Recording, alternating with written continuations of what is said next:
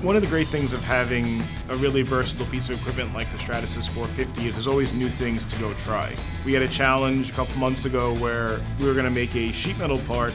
Come to find out, very close to delivery, the tooling had been damaged and was no longer usable, and all of a sudden we had to figure out how we're going to make this part. My engineers sat down with the sheet metal fabricator, and in a couple of days, in one iteration, we printed a full-size forming tool out of the nylon 12CF. It was a lot of bets going on, I think, of whether it was going to work or not, but it worked fantastically first time. It allowed us to save a significant amount of time, and we did it very economically. It was a short-run job, so instead of spending a lot of money machining tool steel in a very complex geometry, we could print it and have the parts in a couple days. The best thing about additive manufacturing is part complexity does not affect either time or cost, which is a huge savings to us because it allows us to think really broadly about how we're going to approach a design.